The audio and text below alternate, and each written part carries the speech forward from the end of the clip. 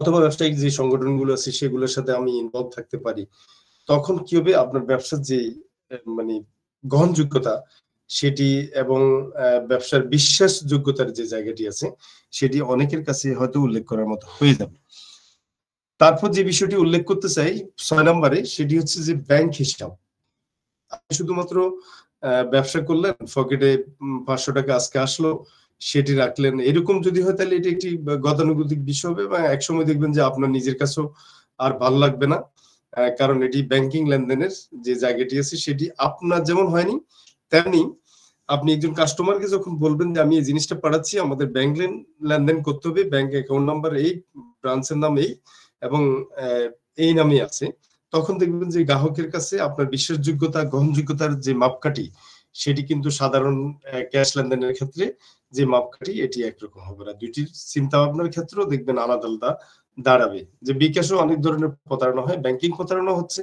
তথাপি ব্যাংকের যে বিষয়টি সেটি অনেকের কাছে উল্লেখ করার মতো অথবা গ্রহণযোগ্যতার যে জায়গাটি আছে সেটি আমার মনে হচ্ছে যে অন্য যে কোনো বিষয় থেকে গুরুত্বপূর্ণ হতে পারে। তারপর আমরা যে বিষয়টি উল্লেখ করতে চাই, আমি ৭ নম্বরে নির্ধারিত সময়ে পণ্য পৌঁছানো। অর্থাৎ কমিটমেন্ট এর যে জায়গাটি সেটি খুবই গুরুত্বপূর্ণ। যে আপনি বললেন আগামীকাল ১০ টায় পাবে, দেখা যাচ্ছে ৩ দিনও জিনিসটি পাওয়া যাচ্ছে না। তাহলে গ্রাহক আপনার প্রতি যে আস্থার যে সংকট সেটি তৈরি হবে। সেজন্য নির্ধারিত সময়ের বিষয়টি এবং পণ্যের যেই গুণগত মান, এই ২ টি জিনিস আপনাকে অবশ্যই আ মানে নিজের থেকে আন্তরিকভাবে সেটিকে আ গ্রাহক সেবায়, অর্থাৎ আপনি যদি মনে করেন যে আপনি উদ্যোক্তা নন, আপনি একজন গ্রাহক। সেক্ষেত্রে আপনি কেমন আশা করেন একজন উদ্যোক্তার কাছে? ঠিক আপনার কাছেও আম আপনার যেই সেবা গ্রহীতা তিনিও আপনার কাছে সেরকম আচরণই আশা করেন। তারপর আমি যেটি আসবো সেটি হচ্ছে সেবা। সেবার ক্ষেত্রে যেমন কেমন হতে পারে? যে আপনাকে একজন অর্ডার দিল, আপনি তাকে একটা ফোন দিলেন। জিজ্ঞেস করলেন ঠিকানাটা দিয়ে, সরাসরি ঠিকানাটা দিয়ে দিছে, তথাপি আপনি তাকে একটু জিজ্ঞেস করলেন। তার সাথে একটু ভদ্র আচরণ করলেন। তাহলে আপনার বিশ্বাসযোগ্যতার জায়গাটি অনেক বেশি আমার মনে হচ্ছে প্রায়োরিটি পাবে। এবং সে জিনিসটা পাওয়ার পরে যখন ইউজ করবে, হঠাৎ করে কোনো না কোনোভাবে আপনি ফোন দিয়ে একটু জিজ্ঞেস করলেন, একটা এসএমএস দিলেন। জিজ্ঞেস করলেন যে মানে জিনিসটা পাঠাইলো তারপর মন মতো হলো কিনা বা সে যেমন আশা করলো তেমনটি হলো কিনা। এটি কিন্তু খুবই গুরুত্বপূর্ণ। বিশেষত অনলাইন ব্যবসার ক্ষেত্রে। যেহেতু আপনাকে গ্রাহক চিনে না। সে ফিজিক্যালি আপনার জিনিসটা আম দেখে নিতে পারেনি। এইজন্য আমার মনে হয় এই অ্যা আদান-প্রদানের যে জায়গাটি, এটি খুবই গুরুত্বপূর্ণ। সেক্ষেত্রে কি হবে? সেক্ষেত্রে যে জিনিসটা করতে হবে সেটি হচ্ছে যে উল্লেখ করার মতো যে আপনাকে সহনশীল, ধৈর্য এবং অনেক বেশি কানেক্টিভিটির যে জায়গাটি আছে সেটিতে আপনাকে অবশ্যই থাকতে হবে। একদম লাস্ট যে বিষয়টি বলবো সেটি হচ্ছে যে নতুন বাজার। শুধুমাত্র একটা জিনিস নিয়ে বসে থাকলে হবে না। আ দেখবেন যে আপনার কাছ থেকে একসময় আপনিও প্রোডাকশন আর নতুনত্ব আনতে পারেন নাই। সেজন্য নতুন যে ধারণাগুলো আছে মার্কেটে, যে সিজনাল অথবা উম আ আপনি নতুন একটা জিনিস নিয়ে আসলেন। এই জাতীয় বাজার তৈরি করা এবং শুধুমাত্র কিছু গ্রাহকের মধ্যে সীমাবদ্ধ না থেকে আপনি আরো ব্যাপক গ্রাহক কিভাবে তৈরি করা যায় সেই জায়গায় আমাদেরকে অবশ্যই মনোযোগ দিতে হবে। এবং একদম সর্বশেষ যে বিষয়টি বলব সেটি হচ্ছে অনেক ক্ষেত্রে আপনি দেখা যাচ্ছে যে আমাদের অনলাইন ব্যবসার ক্ষেত্রে জিনিসের প্রচারের জন্য আমরা অনেক সময় ভিডিও মার্কেটিং করি। আমি নিজেও অনেক সময় লক্ষ্য করি অনেক জায়গায় এরকম ভিডিও মার্কেটিং। তো সেক্ষেত্রে দেখা যাচ্ছে ভিডিও মার্কেটিং ক্ষেত্রে আপনার পোশাক আশাকের রুচিবোধের যে জায়গাটি আছে, আপনার উপস্থাপনার যে বিষয়টি আছে অথবা আপনার প্রোডাক্টটা নিয়ে যে আপনি কথা বলছেন সেখানে সাউন্ড কোয়ালিটির যে বিষয়টি আছে, এই বিষয়গুলোর দিকেও আমাদেরকে সর্বোপরি খেয়াল রাখতে হবে। আমার মনে হচ্ছে মোটা দাগে আমি ৮-১০ টা যে পয়েন্টের কথা বললাম, এই জিনিসগুলো খেয়াল রাখলে সাস্টেইন করার যে বিষয়টি আছে অনলাইন ব্যবসায়, আ আমার মনে হচ্ছে কোনো বাধা থাকবে না। সেক্ষেত্রে আমি এখন প্রাথমিকভাবে এইটুকু আপনাদের বললাম পয়েন্ট আকারে। আপনাদের কারো যদি প্রশ্ন থাকে তাহলে প্রশ্নের উত্তরগুলো দিই। এরপরে ভিন্ন বিষয়ে আলোচনা করব। ধন্যবাদ।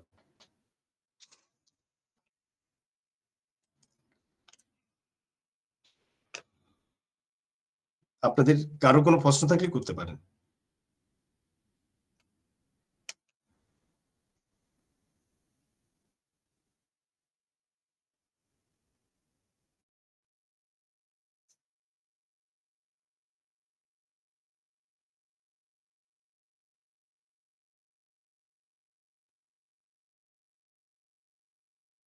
আপনারা আমাকে শুনছেন?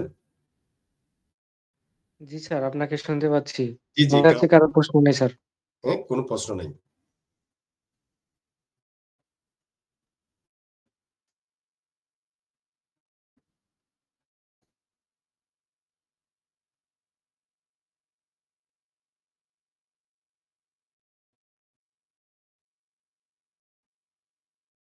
একজনেরও কোনো প্রশ্ন নাই? প্রশ্ন যদি থাকে তাহলে আমাদের জন্য সুবিধা হয় যে আপনাদের প্রশ্নগুলোর উত্তর দিলে আপনাদের বিষয়গুলো এসে যাবে।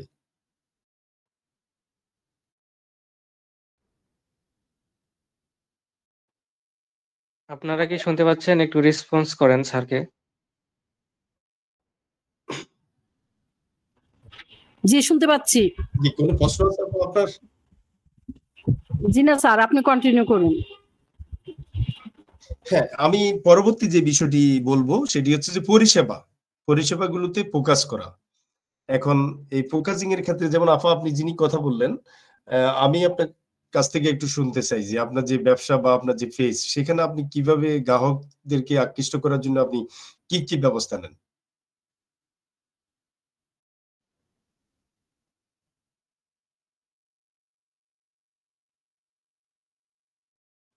আপা শুনছেন আমাকে?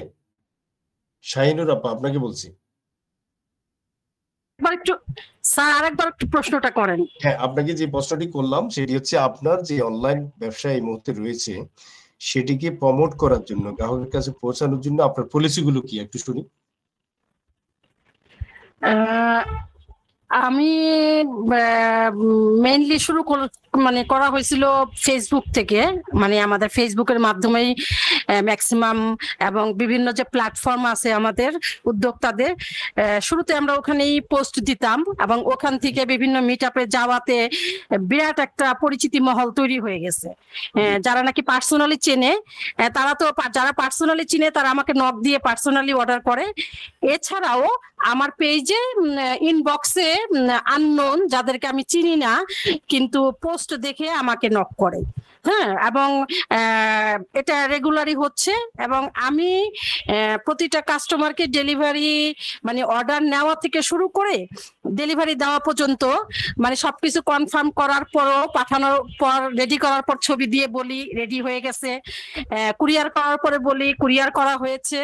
হ্যাঁ, তারপরে আবার আপনি হাতে পেলে আমাকে জানাবেন এবং হাতে পাওয়ার পর জানতে চাই যে প্রোডাক্টটা কি আপনার ভালো লাগছে কিনা বা পছন্দ হয়েছে কিনা বা কোনো ত্রুটি আছে কিনা। এবং আমি আমার কাস্টমারদের ডাটাগুলি মানে ফোন নাম্বার, অ্যাড্রেস এই খাতায় আলাদাভাবে করে রাখি, লিখে রাখি সব কাস্টমারদের। মোটামুটি এভাবেই আর কি আমি আমার বিজনেস পরিচালনা করতেছি। আর ইদানিং হলো বুস্ট করতেছি। তবে বুস্টের মাধ্যমে ভালোই সাড়া পাচ্ছি। Very good. সেক্ষেত্রে আপনার কাছে আমার সম্পূরক যে প্রশ্নটা সেটি হচ্ছে যে আপনি অনলাইনে যে আপনার পেজ এটাকে সুরক্ষার ক্ষেত্রে আপনি কোনো পলিসি নিচ্ছেন? অনেক সময় তো এগুলো হ্যাক হয় বা ইত্যাদি ইত্যাদি। না, শুরু থেকে এখনো পর্যন্ত আমি এই ধরনের কোনো পরিস্থিতির সম্মুখীন হই নাই। আমার পেজটা হ্যাকও হয় নাই বা কখনো কোনো ইস্যুতেও পড়ে নাই, যেমন কপিরাইট ইস্যুতে পড়ে। তো মানে আমি পেজের ব্যাপারে খুবই যত্নশীল। আমি আমার বিজনেস পেজে পার্সোনাল কখনোই কোনো কিছু পোস্ট করি না। হ্যাঁ, এবং যেহেতু আমি খাবার নিয়ে কাজ করি, ভিডিওটা আমি খুব বেশি দেই, কিন্তু ভিডিওর মধ্যে কপিরাইট ফ্রি প্লাস মিউজিক, কোনো বর্তমানের যে গান বা হিন্দি গান এগুলি আমি কখনো ইউজ করি না, যার কারণে আমার পেজটা সেফ আছে। এবং এটা আমার মাথায় সবসময় থাকে যাতে আমার পেজটা ঠিক থাকে, এটা যেন আমি যত্ন করে রাখতে পারি। আপনার কাছে আমার পরবর্তী যে প্রশ্ন সেটি হচ্ছে যে গ্রাহকদেরকে আপনি কোনো নতুন নতুন অফার দেন কেন? হ্যাঁ, অফার হলো আমি আমার বিজনেসটা একটু দুই রকম। একটা হলো ডেলিভারি ম্যান দিয়ে আশেপাশে যে খাবারগুলি কুরিয়ার করা সম্ভব না, আর একটা হলো কুরিয়ারের মাধ্যমে। তবে আমি আমার গ্রাহকদের, যেহেতু আমার মানে খাবারের বিভিন্ন আইটেম থাকে, তো আমি প্রতিটা অর্ডারের সাথেই আমার অন্য আর একটা আইটেম খুব অল্প পরিমাণে হলো গিফট হিসাবে পাঠাই। যেমন কেউ আমার কাছে আলু বোখারার আচার অর্ডার করলো, তখন আমি তাকে একটু তেঁতুলের আচার পাঠাই, অথবা যেই হোক একটা আচার অর্ডার করলে বা দুইটা আচার অর্ডার করলে সাথে আমি আর একটা দেই, গিফট দেই। এছাড়া যারা একটু বেশি অ্যামাউন্টের মানে বেশি টাকার অর্ডার দেয়, তখন তাদেরকে কিছুটা ডেলিভারি চার্জের উপর কিছুটা দেই, ছাড় দিই। বাহ। এরপর সর্বশেষ আপনার কাছে আমার যে প্রশ্নটি সেটি হচ্ছে যে আপনি একটা জিনিস অফার করার পরে, পেজে আপলোড করার পরে কোনো গ্রাহক বা কেউ ইচ্ছাকৃত অনিচ্ছাকৃত বা সত্যি একটা অন্য ধরনের বাজে মন্তব্য করেছে, এরকম কোনো পরিস্থিতিতে আপনি পড়েছেন তো? কমেন্টের মধ্যে আমরা যেহেতু মহিলা, তো কিছুটা সম্মুখীন হই, যারা একটু অন্যভাবে কথা বলে বা একটু কমেন্টটা একটু অন্যভাবে করে। তো সাধারণত আমি অ্যাভয়েড করি অথবা হাইড করে দিই, বিতর্কে যাই না। তর্ক বিতর্ক করি না। আমি যদি মনে করি যে এটা দেখা ঠিক হবে না, কেউ পার্সোনালি কোনো কথা বলছে, তখন আমি হাইড করে দিই কমেন্টটাকে। তবে আমি কখনোই কোনো কমেন্টে যে কাউকে আক্রমণও করি না বা তার সঙ্গে তর্ক বিতর্ক করি না। সোশ্যাল মিডিয়ার বাইরে আপনি আর কোনো মিডিয়া কি ব্যবহার করেন? সোশ্যাল মিডিয়ার বাইরে এমনিতে ইনস্টাগ্রামে আছে, আর এছাড়া অবশ্য তেমন কোনো আমি ইউজ করছি না আপাতত, কোনো প্ল্যাটফর্ম। তবে মানে যেহেতু ফেসবুক নিয়ে নানা ধরনের কথা চলছে যে এটা আসলে আদৌ আমরা কতদিন এই ফেসবুকের মাধ্যমে বিজনেসটা করতে পারবো, তো এই কারণে কিছুটা ওয়ারিড আছি এবং চিন্তা ভাবনা করতেছি যে অন্য প্ল্যাটফর্ম গুলির মধ্যে নিজেকে করা। যেমন মার্কেট প্লেসে আমি করি, আপলোড দেই। মার্কেট প্লেসটা মোটামুটি ভালোই করা হয় মার্কেট প্লেসে। অনেক ধন্যবাদ আপা। আমি মনে হচ্ছে অনেকগুলো আলোচনার সারসংক্ষেপ নিতে পারি, যে আমি প্রশ্ন করে উত্তরগুলো শেষ করতে চাই, তাহলে সুবিধা হবে, আপনারা এই বিষয়গুলো থেকে বুঝতে পারবেন। এখানে কি আর কেউ আছেন কথা বলবেন এই মুহূর্তে?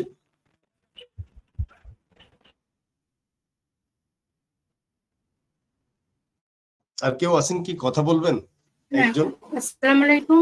জি জি স্যার, আমার একটা প্রশ্ন, যে আমি যেহেতু ফুড নিয়ে কাজ করছি, আমার ইচ্ছা যে এটাকে বাইরেও পা দেওয়ার, যেহেতু আমি যদি এটা চাচ্ছি, মানে আমার লাইসেন্স আছে, ট্রেড লাইসেন্স আছে, তারপর এটাতে বিএসটির অনুমোদনের জন্য আমি কিভাবে হেল্প পেতে পারি? হ্যাঁ, বিএসটি অনুমোদনের জন্য অবশ্যই বিএসটি অফিসে যোগাযোগ করেন। করতে গিয়ে ওদের যে রিকোয়ারমেন্ট গুলো আছে সেগুলো আপনাকে অবশ্যই ফুলফিল করতে হবে। এর মধ্যে গুরুত্বপূর্ণ trade licence, bank account, certificate, NID, এই ছবি, এই 60টি জিনিস তো হয়ে গেছে। এই 60টি জিনিস খুবই উল্লেখ করার মতো। এইগুলো আমার আছে, 17 সাল থেকে আমি করছি। রাইট, এই সার্টিফিকেটও আমার আছে। হ্যাঁ, এই 60টি জিনিস যদি থাকে, আপনি সরাসরি বিএসটি অফিসে যোগাযোগ করেন। এখন আপনি কোন পণ্যের কিভাবে অনুমোদন চান, তখন অন্যান্য রিকোয়ারমেন্ট গুলো তারা দিয়ে দিবে।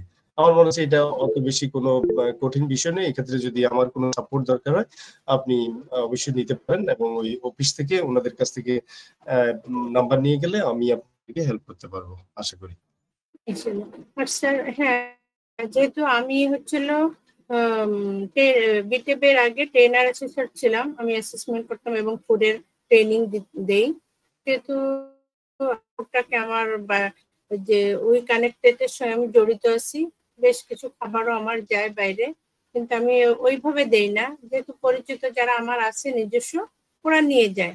কিন্তু আমি চাচ্ছিলাম বাইরে আমার কিছু প্রোডাক্ট মানে করার জন্য, সেল দেওয়ার জন্য। রাইট, ইন্ডিভিজুয়ালি যেটা দিচ্ছেন এটাতে তো সরকারের আইন কানুন মানার কোনো প্রয়োজন হয় না, এটা ইন্ডিভিজুয়ালি চলে যায়।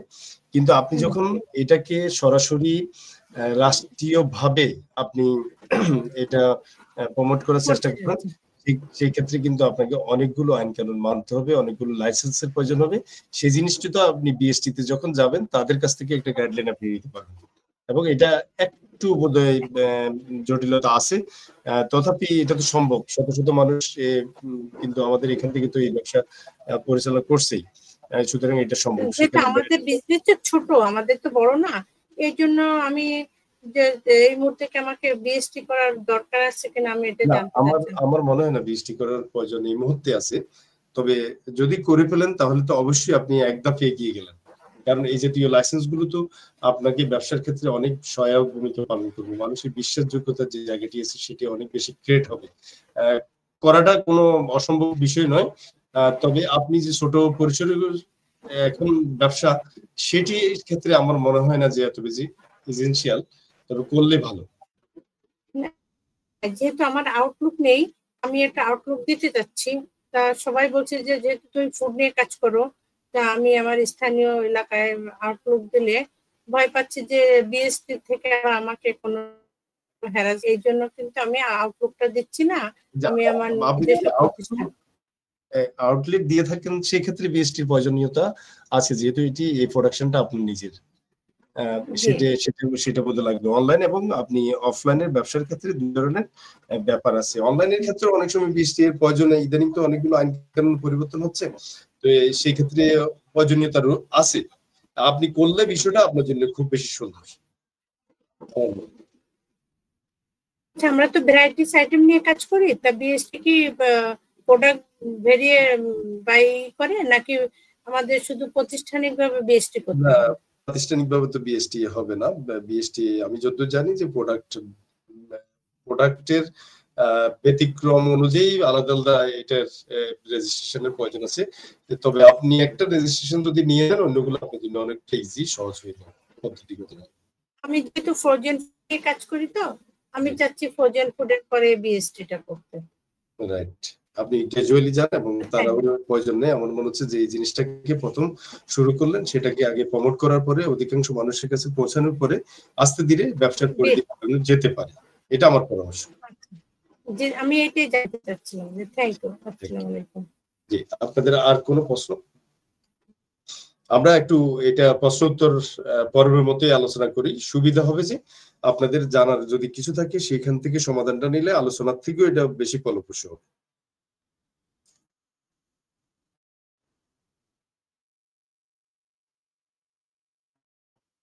আপনারা কি এখানে কেউ সরকারি যে কোর্স গুলো আছে, শিল্প মন্ত্রণালয় থেকে অনেকগুলো কোর্স হয়, তারপর আরো এরকম অনেকগুলো কোর্স হয় যেগুলো ব্যবসা পরিচালনা কিভাবে করব অথবা ব্যবসায়ী কিভাবে হব, উদ্যোক্তা কিভাবে হওয়া যায়, এই জাতীয় কোর্সের সাথে কেউ ইনভলভ ছিলেন কি? জি স্যার, আমি যে এসএমই ফাউন্ডেশনে ফুডের পরে যত কোর্স হয়েছে এবং লিঙ্ক বিল্ড আপ ব্যবসায়িক যেটা বিজনেস পলিসির পর হয়েছে, আমি এই সবগুলোই এসএমই ফাউন্ডেশন থেকে করেছি এবং আপনাদের এইখানেও শুরু থেকে যতগুলো কোর্স হচ্ছে সবটাই আমি অ্যাটেন্ড করেছি। অনেক ধন্যবাদ।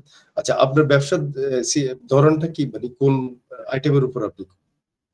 আমি ওই যে ফ্রোজেন করি, 16টা আইটেমের ফ্রোজেন ফুড করি, আর বেকারি আইটেমের বিস্কিট করি, বেশ কয়েকটা আইটেমের বিস্কিট করি, কেক করি, ড্রাই কেক করি, পাউরুটি করি, আর কাস্টমাইজ খাবার আমার এলাকার যারা কাস্টমাইজ খাবারের অর্ডার দেয় সেই খাবারগুলো করে ডেলিভারি দিই। এটা কবে শুরু করলেন? এটা আমার 17 সাল থেকে করা এবং 17 সাল থেকে লাইসেন্স করা। আচ্ছা, 17 সাল। এই মুহূর্তে আপনার অবস্থা কি? আলহামদুলিল্লাহ ভালো। মাঝে আমি আর কি একটু পড়াশোনার ভিতর ছিলাম এই ফুডের লাইনে, এই জন্য একটু স্লো ছিল। আমি এখন আবার রানিং করতেছি। আপনার এই কার্যক্রমের সাথে কতজন মানুষ ইনভলভ আছে? আছে, আমি ওদেরকে মান্থলি আছে 3 জন, আর মানে পার্ট টাইম যখন আমার কাজের চাপ থাকে, যেমন ধরেন বিভিন্ন কোথাও কখনো 300, 400, 500, 1000 রোল থাকে, সমস্যা থাকে, তখন ওদেরকে আমি সাপ্তাহিক হিসাবে কিংবা ঘন্টা চুক্তি পার্ট টাইম হিসাবে ওদেরকে আমি নিয়োগ দিই। ডে ওয়াইজ আজকে যেমন 400 রোল লাগবে, তখন আমি পার্ট টাইম হিসাবে ওদেরকে ঘন্টা চুক্তি হিসেবে কাজে নিই এইভাবে। আচ্ছা, আপনার কোনো প্রশ্ন আছে? জি, আপনার কোনো প্রশ্ন আছে? জি না। আচ্ছা, আসসালামু আলাইকুম। অনেক ধন্যবাদ। এখন আমি আর কারো কাছ থেকে কি শুনবো একটু?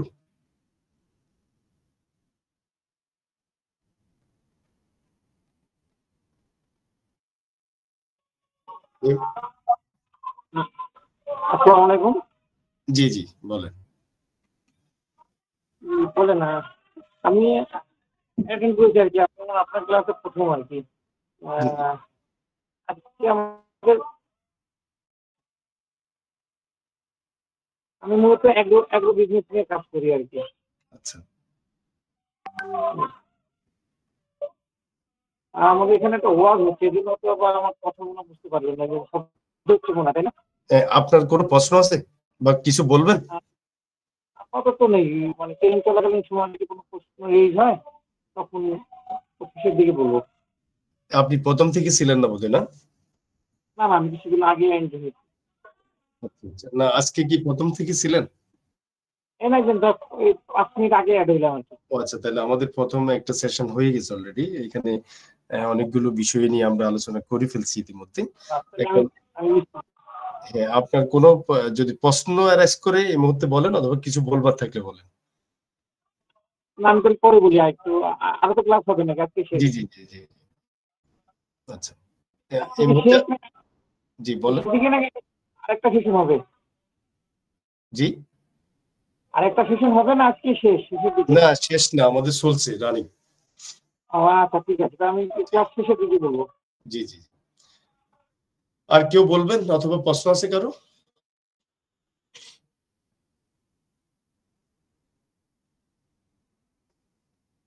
কেউ বলবেন অথবা প্রশ্ন আছে কারো? আচ্ছা, আমি একটু প্রশ্ন করি, সেটা হচ্ছে যে যে কেউ একজন উত্তর দিতে পারে। কেউ বলবেন কিছু?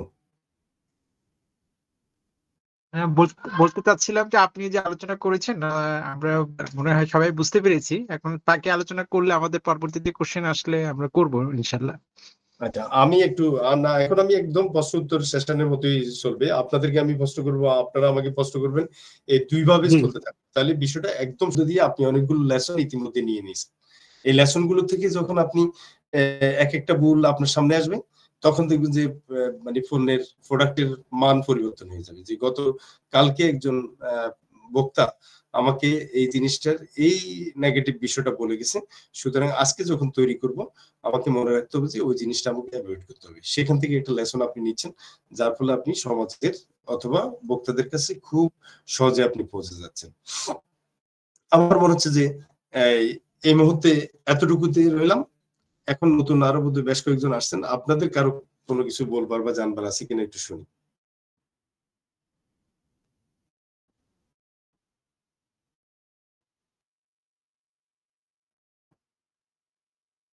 কেউ আছেন কিছু বলবেন? স্যার, আমি একটু কথা বলতে চাই। আমি তো আগেও কথা বলেছি আপনার সঙ্গে। তা সেটা হলো যে আমি 2020 সাল থেকে যখন থেকে বিজনেসটা শুরু করি, আলহামদুলিল্লাহ খুব ভালোভাবে সুন্দর একটা ট্র্যাকের মধ্যে ছিলাম। কিন্তু এই গত জুলাইয়ে যে আন্দোলনটা হলো আমাদের দেশে, ওই সময় তো আমাদের বিজনেসটা একদম টোটালি অফ হয়ে যায়। এবং তারপরে আবার আমি বেশ অসুস্থ ছিলাম।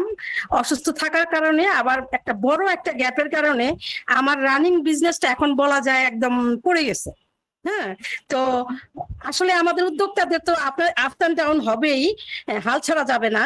তো আমি এখন আমার নতুন ভাবে এই বিজনেসটাকে দাঁড় করানোর জন্য চেষ্টা চালাচ্ছি, ডিজিটাল মার্কেটার সাথে করে কথা বলে তাদের নিয়ে করার চেষ্টা করতেছি, নিজেকে আবার দাঁড় করানোর চেষ্টা করতেছি। আসলে মানে আমি বলা যায় আকাশ থেকে একদম নিচে চলে আসছি এই কয়েক মাসের ধাক্কায়। হ্যাঁ, তো এই যে তবে প্রচুর ট্রেনিং করার কারণে এবং মোটিভেশনের কারণে এই একদম বসে যাওয়ার পরেও কিন্তু আমি এখনো পর্যন্ত আমার বিজনেসটাকে বলি না যে আমি হতাশ, ছেড়ে দিব। এই কথা আমি একবারও আমার মনে আসে নাই। কিন্তু এটাকে আবার নতুন ভাবে কিভাবে দাঁড় করানো যায় সেটার জন্য আমি কাজ করে যাচ্ছি, এবং ইনশাল্লাহ মনে হয় ওভারকাম করতে পারবো এবং আমি আমার আগের জায়গায় ফেরত যাব। তো এটা হলো আর কি আমার পার্সোনালি, যদিও আপনার কথার সাথে না, তারপরে আমি একটু শেয়ার করতে চাইলাম আর কি আমার অভিজ্ঞতা। অনেক ধন্যবাদ। এই যে হাল না ছেড়ে দেওয়ার যে মানসিকতা, এটাই আপনাকে গন্তব্যে পৌঁছাবে। এবং গন্তব্যে পৌঁছার জন্য সবচেয়ে গুরুত্বপূর্ণ বিষয় হচ্ছে এটি যে হাল ছাড়া যাবে না। এবং বিশ্বের যত বিখ্যাত ব্যবসায়ীরা আছেন, উদ্যোক্তা আছেন, আপনি তাদের জীবনী পড়েন, দেখবেন আপনি যে এরা সবাই কিন্তু বারবার ব্যর্থ হওয়ার পরে কিন্তু সব। যেমন আপনাকে রিসেন্টলি যদি আমি বলি যে আমাদের আমেরিকার নির্বাচন শেষ হয়ে গেল, সেখানে বিশ্বের যে সবচেয়ে স্মার্ট ধনী লোক, তিনি কি করলেন, একটা পুরস্কার ঘোষণা করলেন প্রতিটা জনসভায়। এবং আপনি দেখলেন যে যত মিলিয়ন টাকা উনি খরচ করলেন এক নির্বাচিত হওয়ার পর দিনই উনার টেসলারের সমস্ত ব্যবসা বাণিজ্যের এমন পরিস্থিতি দাঁড়ালো যে 1 ঘন্টা যা ইনকাম হলো বলছে যে বাংলাদেশের 2 বার বাজেটের সমান সে 1 ঘন্টা ইনকাম করেছে। তো এখন ওই যে সুযোগ এবং হাল ছাড়তে দেওয়া, সাহসিকতা এবং আপনি ব্যর্থতা থেকে বারবার শিক্ষা নেওয়া খুবই গুরুত্বপূর্ণ। যেমন আপনি বললেন যে আমাদের আন্দোলনের কারণে আপনার ব্যবসার ক্ষতি হয়ে গেছে, সেই সময় যদি আপনি এই আন্দোলনের সময় ডিমান্ড কি ছিল এবং মানুষ তো অনেকটা ঘরবন্দি হয়ে গেছে সেই সময়, অনেক মানুষ করোনার মতোই অনেক মানুষ ঘরবন্দি হয়ে গেছে। তো সেই ক্ষেত্রে আপনি যদি একটু সেখানে বুদ্ধি খাটাতেন যে এই মুহূর্তে ডিমান্ডটা কি, এইটা যদি আপনি খুঁজে বের করতে পারতেন তাহলে হয়তো সেই সময় এক ধরনের জিনিস আপনার হাতে এসে ধরা দিত। তো ভবিষ্যতে নিশ্চয়ই এখান থেকে একটা বড় লেসন নেওয়া যাবে। ধন্যবাদ আপনাকে। হ্যাঁ, অবশ্যই। মানে আসলে হয় কি ওই সময়টা কাজে লাগানো হয় নাই, আর তারপরে পরপরই নিজে দীর্ঘ একটা সময় অসুস্থ হওয়ার কারণে মানে অনেকটাই আলাদা হয়ে গেছি, মানে একটু দূরেই চলে আসছি বিজনেস থেকে। তো যাই হোক, তারপরও এখন আবার আপ্রাণ চেষ্টা চালাচ্ছি। আর আমার একটা জিনিস মনে হয় যে আমরা তো করোনাকালীন সময় বিজনেসটা শুরু করছি, ওই সময় তো সবাই ঘরে বসেছিল, আমাদের এই হোমমেড ফুডের প্রচুর চাহিদা ছিল, বরঞ্চ আমরা ডেলিভারি দিয়ে কুল করতে পারতাম না। হ্যাঁ, কিন্তু তারপর পরই আমাদের উচিত ছিল শুধুমাত্র ওই যে কন্টেন্ট নির্ভর বা পোস্ট নির্ভর বিজনেস না করে এটার মার্কেটিং এর জন্য বুস্ট করা, এই জিনিসটার মধ্যে আরো আগে করা উচিত ছিল। কিন্তু আমরা মোটামুটি উদ্যোক্তারা যে প্ল্যাটফর্ম, তো পরবর্তী জেনারেশন যারা আসে তারা তো এটা জানে না। তাদের জানানোর জন্য মূলত প্রতিদিনের চোখে চোখে থাকতে হবে। সেই জন্য বুস্টিং, অনলাইন ব্যবসার ক্ষেত্রে বুস্টিং খুবই গুরুত্বপূর্ণ বিষয়, যে আপনার নিজস্ব সার্কেলের বাইরেও মানুষ জানতে হবে যে এখানে এই জিনিসটা সহজে পাওয়া যায় এবং এখানে কোয়ালিটি এরকম আছে, রিভিউটা অনেক বেশি ভালো, তাহলে তো আপনার কাছে মানুষ আসবে। হ্যাঁ, অবশ্যই। এটি, থ্যাংক ইউ। আর কেউ আছে কিছু বলবেন?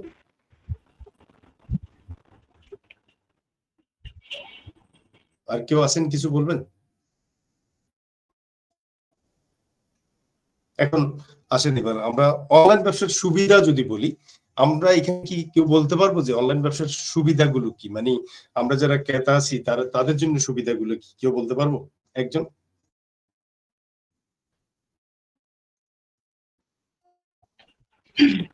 আসসালামু আলাইকুম স্যার। জি জি জি বলেন। আমি আরিফল, নাটোর থেকে। স্যার ধন্যবাদ আপনাদের এরকম একটা সেশন আয়োজন করার জন্য। স্যার, আপু যেটা বললো, আমারও কোভিডের অনেক আগে থেকে অফলাইনে বিজনেসটা শুরু, কিন্তু আমি হাতের কাজের পোশাক নিয়ে কাজ করি, হাতের কাজের সব ধরনের জিনিস নিয়ে আমি কাজ করি। তো আমি যেটা করছি স্যার, সেটা হচ্ছে আমি আমার প্রোডাকশনের দিকে সবসময় মনোযোগী ছিলাম, কিন্তু সেটা যে অফলাইনের বাইরে অনলাইনে এটাকে প্রচার করতে হবে বা আমার পেজে একটু মনোযোগী হতে হবে বা ডিজিটাল দিকে একটু মনোযোগী হতে হবে স্যার, এইটার ব্যাপারে আমি সবসময় ফোকাসটা হারাইছি। হয়তো বা দেখা গেছে যে আমি 15 দিন খুব মানে ফোকাস ধরে রেখে পোস্ট করেছি বা তারপরে আর নাই, মানে বারবার কিন্তু আমি এই কাজটা করছি। আর জুলাইয়ের পর থেকে আমার ছোট্ট একটা কারখানা আছে, জুলাইয়ের যখন অবস্থা খুবই খারাপ ছিল, আমি তখন আমার প্রোডাকশনটা আমি বন্ধ রাখিনি, যদিও বিগত কয়েক মাসে আমাদের সেল একদম নাই বললেই চলে। পূজাতেও কিন্তু আমরা আসার যেরকম করছিলাম ওইরকম কিন্তু আমরা একটা সাড়া পাই নাই, বাট আমি আমার যত পুঁজি ছিল সেটা আমি ইনভেস্ট করে দিছিলাম যে একসময় অবস্থা ভালো হবে, কিন্তু যদি কর্মীগুলোকে ধরে রাখি, প্রোডাকশনটা যদি আমার চলতে থাকে, তাহলে একটা সার্কেলের মধ্যে থাকবে আমার প্রক্রিয়াটা। তো এটার ফিডব্যাকটা কিন্তু আমি এখন পাচ্ছি। এখন কিন্তু আমি দেখছি যে আস্তে আস্তে অবস্থা একটু ভালো হচ্ছে, বিভিন্ন মেলা হচ্ছে, আর আমি যেহেতু হোলসেল প্রোডাক্ট দিই, তো এটা আমার জন্য এক প্রকার আশীর্বাদই হয়েছে। ইভেন মানুষের অর্থনৈতিক অবস্থা হয়তো যেরকম অনেকের হাতে টাকা নাই, এটা তো সবার হাতেই, মানে আমরা তো একটা মানে কি বলবো, একটা ইনসিকিউর একটা অবস্থার মধ্যে আছি, কিন্তু আমাদের যারা কর্মী, এরকম মানুষের সংখ্যা এখন অনেক বেশি, যে সবাই কিন্তু এখন কাজ করতে চাচ্ছে। তো আমি ওইখান থেকে কর্মীটা যেহেতু বেশি করে কর্মী জোগাড় করে কাজ দিয়েছি, এখন আমার মনে হচ্ছে না, আমাকে এখন সেলের দিকে মনোযোগ দিতে হবে এবং ডিজিটাল প্ল্যাটফর্মে কিভাবে আমি আসলে হেল্প পেতে পারি সে ব্যাপারে আমাকে একটু মনোযোগী হতে হবে স্যার। রাইট, হ্যাঁ, আপনার প্রশ্নের মধ্যে আপনার সব উত্তরগুলোই আছে। যে প্রোডাকশন বন্ধ করা যাবে না, এটা খুবই গুরুত্বপূর্ণ বিষয় হলেও আপনাকে মনে রাখতে হবে যদি কাঁচামাল হয় সেই ক্ষেত্রে তো প্রোডাকশন আপনি করতে পারবেন না, যেহেতু আপনি হাতের কাছের বিষয়ে সেই প্রোডাকশনটা অব্যাহত ছিল, এটা একটা ভালো দিক। এখন প্রশ্ন হচ্ছে যে যেমন যে প্রোডাকশন গুলো করলেন সেগুলো যদি মানে দীর্ঘমেয়াদী টার্গেট থাকে তাহলে আপনি প্রোডাকশন হয়ে গেছে, এটা অসুবিধার কিছু হয়নি, আমার মনে হচ্ছে এটা ভালোই হয়ে গেছে। কারণ হচ্ছে এখন এই যে শীতকালীন অনেকগুলো মেলা হবে, আপনার জিনিসগুলো এখানে চলে যাবে, সব উত্তরগুলো আপনার এখানে ছিল। সেক্ষেত্রে ধারাবাহিকতার যে বিষয়টি আপনি বলছেন সেটা কিন্তু আপনার গ্যাপ ছিল। আমার মনে হচ্ছে যে ধারাবাহিক বিষয়টা খুবই গুরুত্বপূর্ণ। যে একটু আগে যেটি বললাম সেটি হচ্ছে যে ইউনিলিভার সবাই আমরা প্রোডাক্ট সম্পর্কে আমরা অবগত, কিন্তু তারা ধারাবাহিক অ্যাড পরিচালনা করে, প্রতিদিনই তাদের প্রতিটি চ্যানেলে অ্যাড হয়। কেন? ওই যে ধারাবাহিকতা একটুখানি গলত হলে আপনি আড়ালে গেলে তো মানুষ অপর হয়ে যায়, এটা তো বাস্তবতা। তো এটা শুধুমাত্র মানুষের ক্ষেত্রে না, এটা পণ্যের ক্ষেত্রে সেম, যে জিনিসটা আড়াল হয়ে যায় সেটি আর খুঁজে পাওয়া যায় না। এবং আপনি দেখেন যদি একজন গ্রাহক আপনার পেজে ঢুকার পরে দেখলো যে আপনার একটা পোস্ট হচ্ছে 15 দিন আগে, এর মধ্যে আপনার আর কোনো পোস্ট নাই, সে কিন্তু আপনার প্রতি আস্থা হারাবে, মনে করবে যে 15 দিন আগে ছিল যেহেতু এখন নাই, তার মানে হচ্ছে সে বোধহয় এই ব্যবসা বাণিজ্যের সাথে আর রিলেটেড নাই। তার মানে হচ্ছে একই জিনিস আপনাকে বারবার পোস্ট করার ক্ষেত্রে তো কোনো বাধা নেই, সেই জন্য আপনি বারবারই পোস্ট করতে পারেন এবং গোষ্ঠীর যে জিনিসটা আছে সেটাও করতে পারেন। প্রসার ঘটে, এটা তো খুবই মামুলি একটা বিষয়। এবং এখানে ভাইটাল যে পয়েন্টটা আপনাকে বললাম সেটা হচ্ছে যে আপনি ধারাবাহিকভাবে একই জিনিস বারবার প্রচারের ক্ষেত্রে আপনার কোনো যেহেতু বাধা নাই, সেক্ষেত্রে এটা করে যেতে হবে আপনাকে এবং উচিত করে যাওয়া, এই হচ্ছে বিষয়। এখন আমরা একটু কথা বলছিলাম যে মানে অনলাইন ব্যবসার ক্ষেত্রে সুবিধাগুলো, আপা যেটা আলোচনা করলাম, ওনার প্রশ্ন থেকে ওনার উত্তরগুলো উনি নিজে দিয়ে দিয়েছেন, তথাপি আমি একটু সংযুক্ত করলাম। আপনাদের আর কারো কিছু বলার আছে যে অনলাইন ব্যবসার ক্ষেত্রে যদি মানে আপনি কাউকে বোঝান, আপনি কি কি সুবিধা বোঝাবেন, মানে এখানে গ্রাহক কি কি সুবিধা পাবে অনলাইন ব্যবসার ক্ষেত্রে, এটা কি কেউ বলতে পারবেন একদম টু দ্য পয়েন্ট?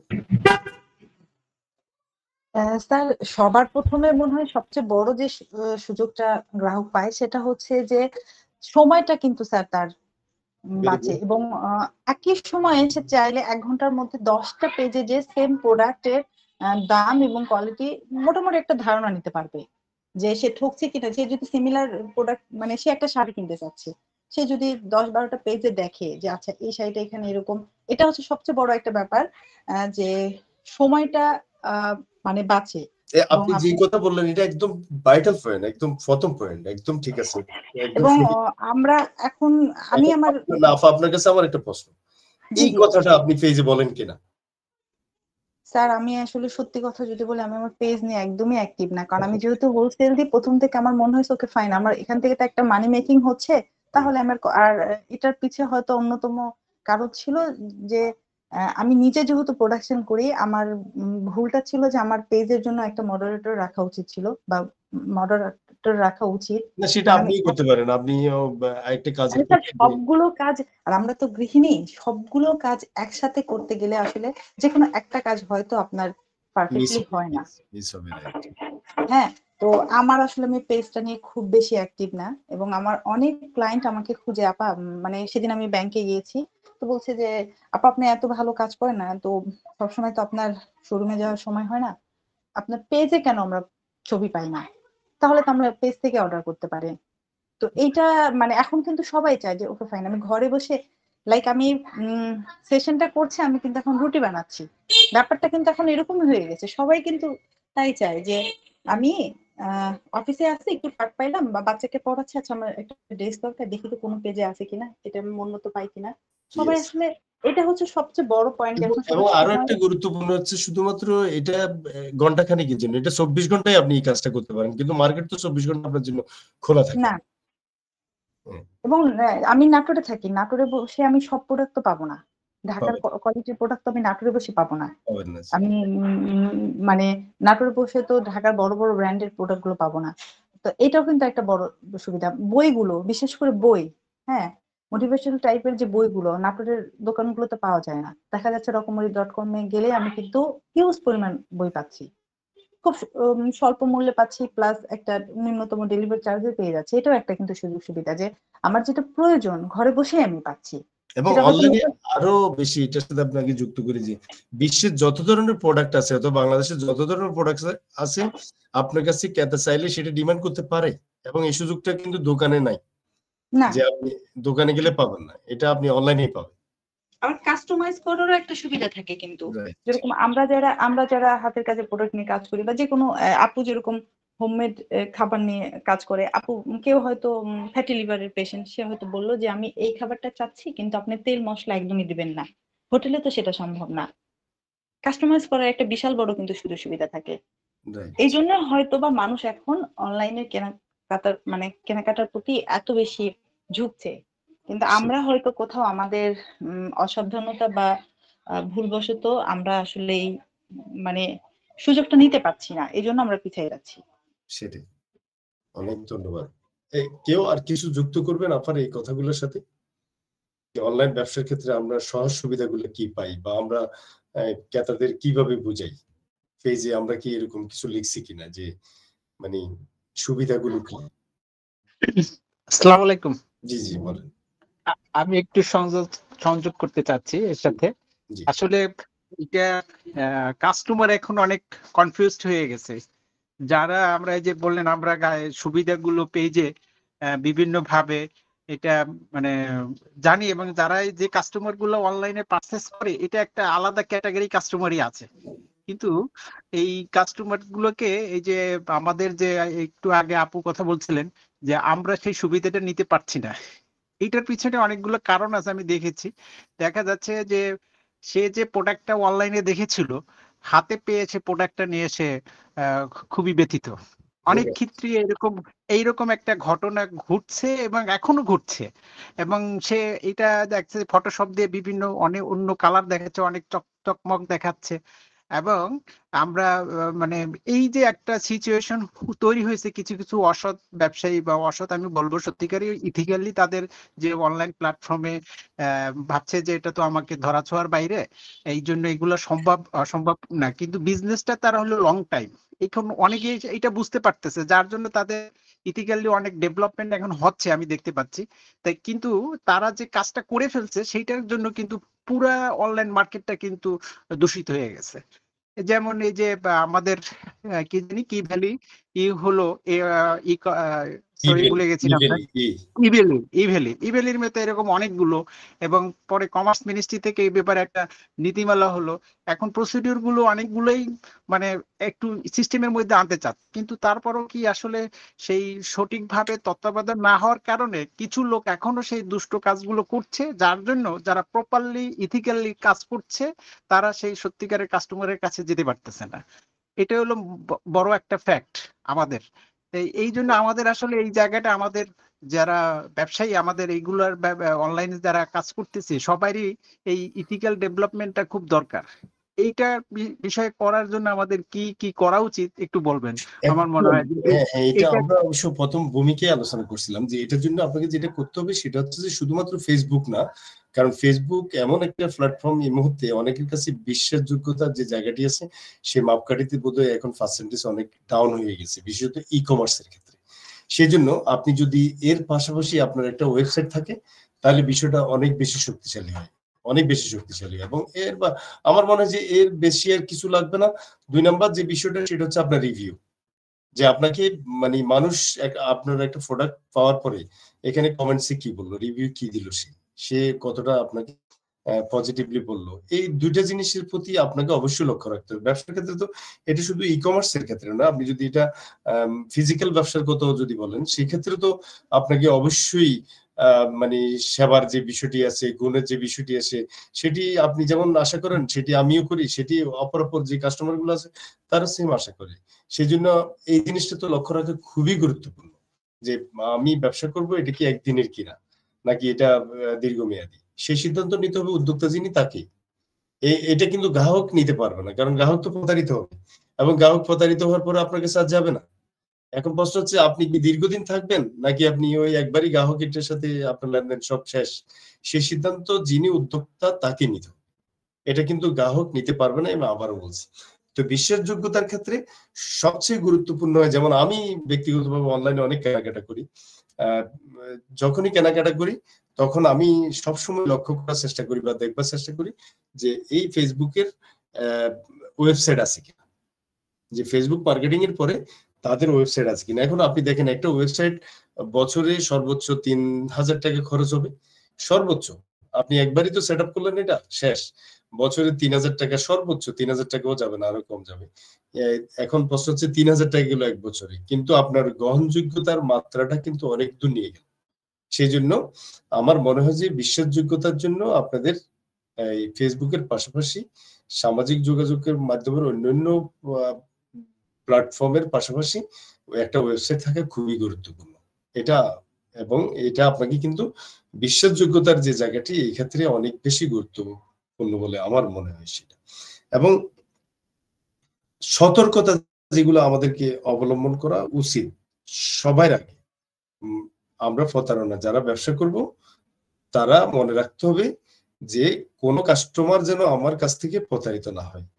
2 নাম্বার আমরা একটু আগে আলোচনা করছি, সেটি হচ্ছে সময়, যে আপনি নির্ধারিত একটা সময় দিবেন ডেলিভারির, সেই সময়টাকে আপনি অবশ্যই মানে ক্রেতা যেন এই পণ্যটা হাতে পায় সেটা আপনাকে লক্ষ্য রাখতে হবে। যেমন আমি আমার ক্ষেত্রে বলি যে সময়ের ক্ষেত্রে 19-20 হলে আমি তার সাথে কোনো রকম যোগাযোগ করি না, সেটা যে ব্যবসায়িক ক্ষেত্রে হোক, ব্যক্তিগত ক্ষেত্রে হোক বা অন্যান্য যে কোনো লেনদেনের ক্ষেত্রে হোক না কেন, সময় গুরুত্ব যিনি দেয় না আমার মনে হচ্ছে তার সাথে কোন রকম সম্পর্ক থাকার কোনো সুযোগ নেই।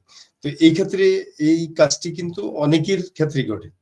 এবং সিস্টেম বলতে আমি যেটা বলছি সেটি হচ্ছে যে একেবারে রসিদ থাকা, একটা ব্যক্তিগত যোগাযোগ রক্ষা করা, ইনবক্সে অথবা মেসেঞ্জারে, হোয়াটসঅ্যাপে আপনি ক্রেতাকে আশ্বস্ত করা যে জিনিসটা যাচ্ছে, যদি যেতে না পারে তাহলে এটার এক্সকিউজটা কি, কারণ কোন কারণে আপনি দিতে পারবেন না, এই সমস্ত সর্বোপরি তাকে ব্যাখ্যা করা উচিত। এবং এর ফলে আপনার প্রতি আস্থার যে জায়গাটি আছে সেটি সংকট হবে না, আমার মনে হচ্ছে সেটা আরো বাড়বে। এটা হচ্ছে আমার মানে ধারণা। তারপর হচ্ছে মূল্য পরিশোধের যে বিষয়টি, সেটির ক্ষেত্রেও আপনাকে মনে রাখতে হবে যে এটিও একটি স্বচ্ছ পদ্ধতিতে। আমরা কিন্তু প্রথম অবস্থায় আলোচনা করছি যে এটা একটা ব্যাংক হিসাব থাকা উচিত। বিকাশ অথবা অন্যান্য জায়গাগুলোর বাইরেও যদি একটি ব্যাংক অ্যাকাউন্টের মাধ্যমে লেনদেন হয় তাহলে আপনার ব্যবসার যে বিশ্বাসযোগ্যতা, গ্রহণযোগ্যতার যে জায়গাটি আছে সেটি আমার মনে হচ্ছে অন্য যে কোনো প্ল্যাটফর্ম থেকে অনেক বেশি গ্রহণযোগ্য হবে। এটা আমরা শুরুতে আলোচনা করছিলাম। তারপর পণ্যের মানের বিষয়টা তো আপনারা সবাই আলোচনা করলেন, যে পণ্যের মানের ক্ষেত্রে মানে এটি সব মানুষের চাই মান, যে কোয়ালিটি আপনি বলছেন যে এটাকে ডিজাইন করে যে কালার আছে, মান আছে, এটাকে অনেক বেশি মানে গর্জিয়াস করার চেষ্টা করে, কিন্তু যখন হাতে নেয় দেখে মূল জিনিসের সাথে এটার কোনো সম্পর্ক নেই। তো সেই ক্ষেত্রে ডুপ্লিকেট পণ্য যেন না হয়, বা আপনি যে জিনিসটা দিচ্ছেন শতভাগ না হলেও এটা যেন 90%-এর নিচে না নামে, এই জিনিসগুলো তো অবশ্যই আপনাকে লক্ষ্য রাখতে হবে। এবং বিশ্বাসযোগ্যতার ক্ষেত্রে এটি একটি গুরুত্বপূর্ণ বিষয়, এটা আমার কাছে মনে হয়। এই হচ্ছে মানে আলোচনা। আমার মনে হচ্ছে আমরা আলোচনা আর কতক্ষণ চলবে ঠিক আমি জানি না, তবে আমার আলোচনা এখানে প্রায় ইতি টানবো। আপনাদের যদি কারো আর কোনো প্রশ্ন থেকে থাকে করতে পারেন, আমি প্রশ্নগুলো উত্তর দেব।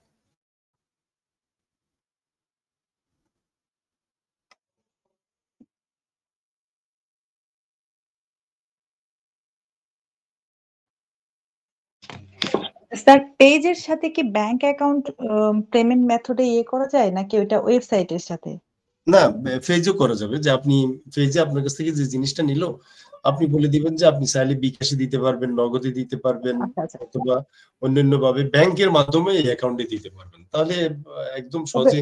তবে ব্যবসায়ীদের জন্য মনে হয় মানে প্রতিষ্ঠানের নামে ব্যাংক অ্যাকাউন্ট থাকাটা ভালো, এবং এটা মনে হয় বিভিন্ন ভাবে এটা আমার হিসাব রাখতেও সুবিধা হবে। হ্যাঁ, সব দিকে, এবং আপনার মানটা তো অনেক দূর নিয়ে যাবে, যে এই গ্রহণযোগ্যতার জায়গাটি অনেক বাড়বে, আস্থার যে জায়গাটি সেটি অনেক বেশি বাড়বে, যে একটা ব্যাংক অ্যাকাউন্টের মাধ্যমে লেনদেন করা যাচ্ছে। ব্যাংক অ্যাকাউন্ট তো আপনি বিকাশ থেকে অনেক বেশি গুরুত্বপূর্ণ। বিকাশ আপনি চাইলে 1 2 শেষ করে দিবেন, কিন্তু ব্যাংক অ্যাকাউন্ট যখন আপনি করবেন সেখানে তো আপনার সমস্ত তথ্য উপাত্ত দিতে হচ্ছে।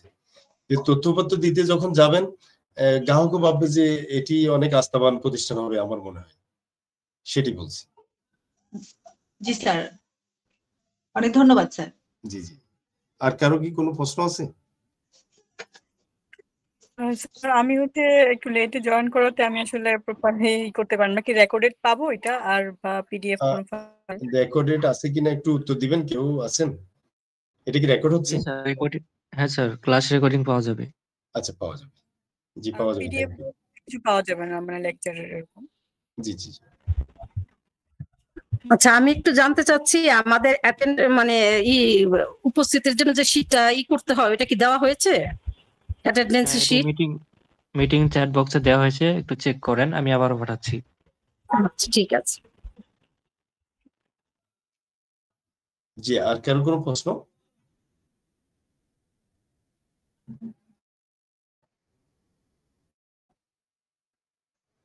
পার্টিকুলার প্রশ্ন যদি না থাকে আমি কি বিদায় নিতে পারি?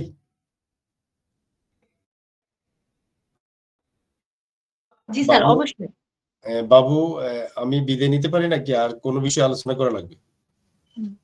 জি স্যার, ধন্যবাদ স্যার আপনার গুরুত্বপূর্ণ একটা ইভেন্ট ট্রেনিং সেশন উপস্থাপনের জন্য। আপনার উপস্থাপন খুব সুন্দর হয়েছে স্যার, অনবদ্য।